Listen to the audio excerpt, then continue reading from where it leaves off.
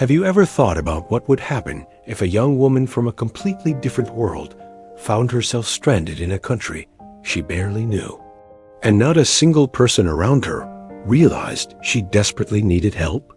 In 2022, a 28-year-old Russian traveler named Katya landed in the Philippines, carrying nothing more than a worn-out duffel bag, a small journal, and a dream she had carried with her since she was a teenager. She had spent years staring at photographs of the crystal blue waters of El Nido on travel forums. She had watched countless clips of colorful jeepneys rumbling through crowded streets. She had read about the legendary warmth of Filipino people, about a concept they call bayanihan, a deep spirit of communal unity where neighbors help each other without expecting anything in return. But admiring generosity from a distance and depending on it to survive are two entirely different things. Katya touched down in Manila first, immediately overwhelmed by the intensity of it all. The relentless honking, the thick humid air, the electric pulse of millions of lives moving in every direction. She had never experienced anything quite like the chaos of EDSA traffic or the surprising gentleness of strangers who greeted her in English that carried a warm musical rhythm. After 2 restless nights adjusting to the heat, she flew to Cebu, planning to wander through the provinces slowly before eventually making her way to Siargao. Everything was going exactly as she had imagined until suddenly it wasn't. On her 4th evening in Cebu City, after pulling cash from a small ATM tucked along a busy street near Colon, she felt a light bump against her side. It was fast, barely noticeable. She dismissed it without a second thought. The sidewalk was packed with bodies moving in every direction. Street vendors called out prices. Motorcycles threaded through impossible gaps. A woman frying kwek-kwek at a nearby cart laughed loudly with a customer. It was only when Katya climbed the narrow stairs to her budget guest house that the realization struck her like a wall. Her money pouch was gone. At first, she told herself it was a mistake. She tore through her duffel bag, turned every pocket inside out, unzipped every compartment twice, 3 times. Nothing. Her passport was locked in the guest house storage box, but her money pouch containing all her cash, her bank cards, and her emergency US dollars had vanished completely. She stood frozen in the middle of the small room. Katya tried calling her bank using a Wi-Fi app, but the international connection dropped 3 times. She tried messaging her mother back in Moscow, but the guest house signal kept cutting in and out. She had roughly 80 pesos in loose coins at the bottom of her bag. The guest house owner, a quiet woman in her 50s, told her politely she could stay 1 more night, but payment would be expected after that. Katya smiled and nodded and said she understood. She did not understand at all. The next morning she walked outside with no plan. She had not eaten since the previous afternoon. She spent her last coins on a small bag of drinking water and sat on a low wall near the Basilica del Santo Niño, watching tourists take photographs. She did not ask anyone for help. In her mind, she was not that kind of person. By the 2nd day, hunger had reshaped the way she thought about everything. She drifted through the narrow aisles of Carbon Market, surrounded by vendors selling dried fish, sacks of rice, and ripe mangoes. The smell of grilled pork floated through the thick air. She swallowed hard against the emptiness in her stomach and kept walking. She considered contacting the Russian consulate in Manila, but she had no money for a bus or a flight.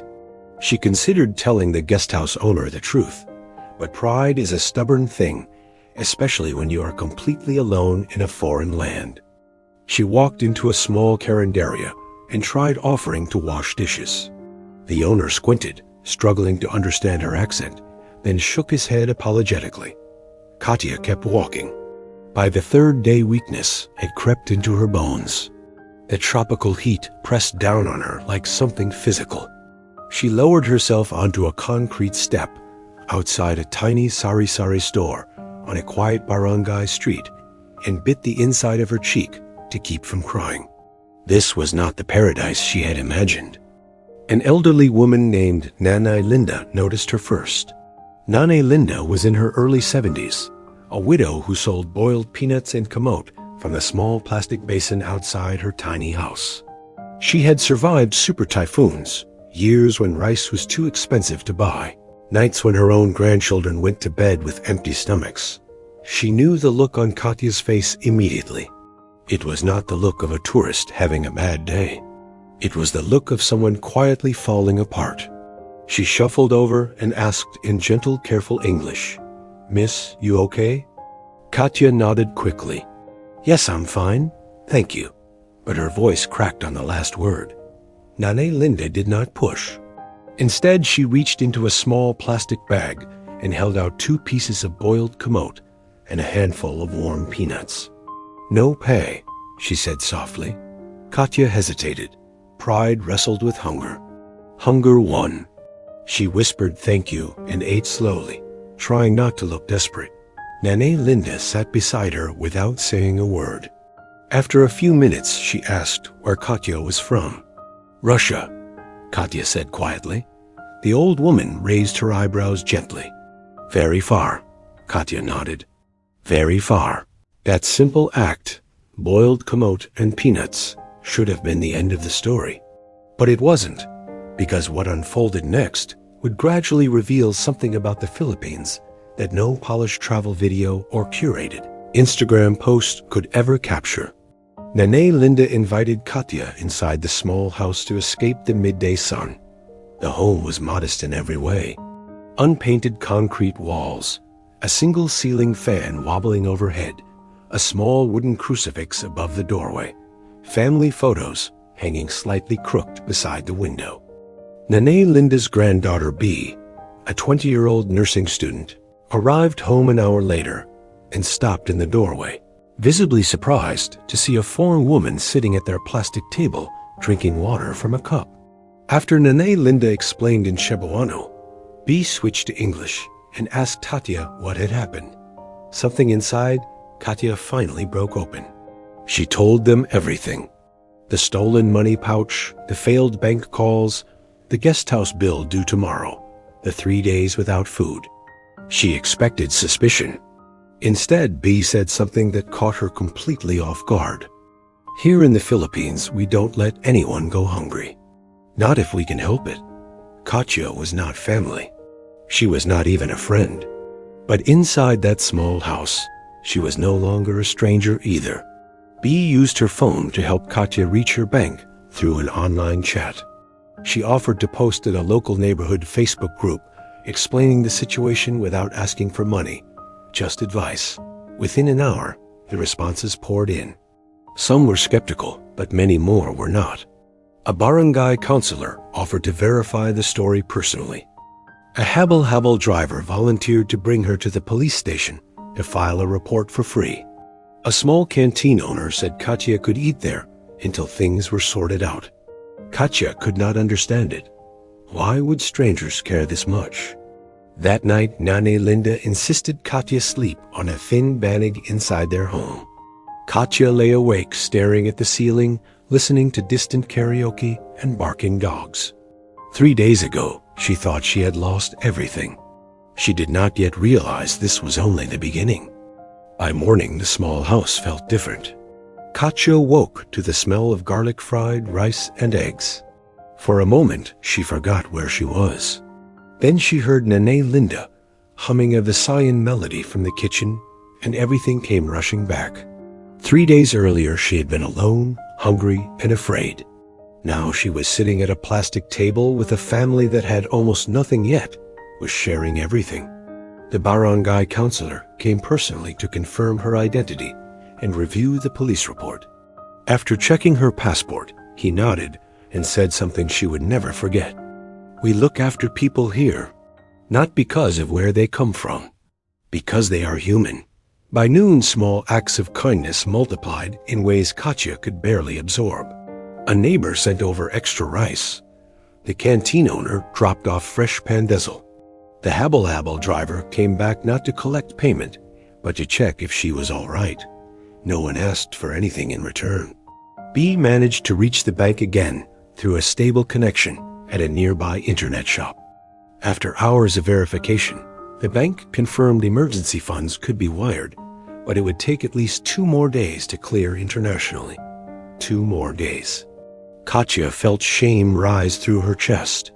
"I don't want to be a burden," she told Nanay Linda. The old woman shook her head slowly. "You are not a burden, Anak. You are a blessing." That evening, the barangay held a small gathering. Word had spread about the stranded Russian. Some were still doubtful, but most looked at Katya with quiet, genuine concern. She stood in front of them with a trembling voice and thanked them in simple English. She expected polite distance. Instead, she received applause.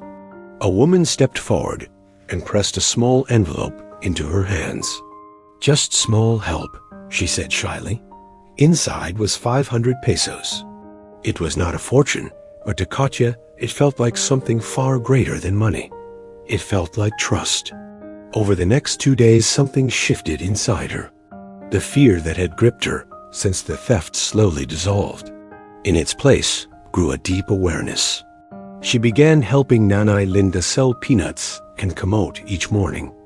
She played with neighborhood children who eagerly practiced their English with her. She listened to stories about typhoons, about overseas workers sending money home, about families surviving impossible hardship through unity. She learned a word she had never truly felt before: malasakit. B explained it one evening as they watched the sky turn amber. "It means genuine concern," she said, "caring for someone not because you are obligated, but because something inside you refuses to look away." Katya thought about her upbringing in Russia, where strength meant independence and asking for help was weakness. Here she was discovering a different kind of strength entirely, one rooted in showing up for others without being asked. On the 5th day, the bank transfer cleared. B helped her withdraw enough money to settle the guest house bill and continue her travels. Katya insisted on returning every peso she had been given. Most refused. Nanay Linda accepted only one thing: a promise. "Promise me you will not forget," she said. Katya did far more than remember. She bought groceries for the family before leaving. Rice, canned goods, cooking oil, fresh fish. She took one photograph with Nanay Linda and B outside the small house. No filters, no dramatic poses. Just 3 people smiling under the wide tropical sky. When Katya returned to Russia weeks later, she told this story not as a warning, but as a testament to unexpected grace. Her social media post did not spread because of the theft. It spread because of what came after. She wrote about hunger, yes. About fear, yes. But mostly about a small barangay in Cebu, where strangers with very little treated her like family. People asked her, "Weren't you afraid to trust them?" She answered simply, "I was." But not trusting them would have been far more dangerous. Months later, a small parcel arrived at Nanay Linda's house. Inside was a framed photograph and a handwritten letter in careful English. "You taught me that hospitality is not a slogan," Katya wrote. "It is a way of life. When I had nothing, you gave me dignity. When I was ashamed, you gave me belonging. I came to the Philippines looking for beautiful beaches. I found beautiful people. The Philippines is not a perfect country. No country is. There are crowded streets, pickpockets, daily struggles, and deep poverty. But beneath those realities lives something harder to measure. A culture forged by resilience, anchored by faith, and driven by an instinct to care that seems woven into everyday life." Katya arrived as a tourist. She left as a witness to the quiet, extraordinary power of malasakit, of bayanihan, of the belief that a guest, even one from the other side of the world, should never be left hungry or alone. Maybe that is the truth travel blogs rarely capture. Sometimes the most meaningful destination is not a beach or a landmark, but the people you meet along the way. Sometimes losing everything is the only path to seeing what truly matters. If this story moved, you drop a comment below and tell us where you are watching from. We would love to hear your thoughts. And if it resonated, go ahead and hit that like button so more people can find stories like this one. Stay with us for the next journey into the quiet, powerful truths that connect us all.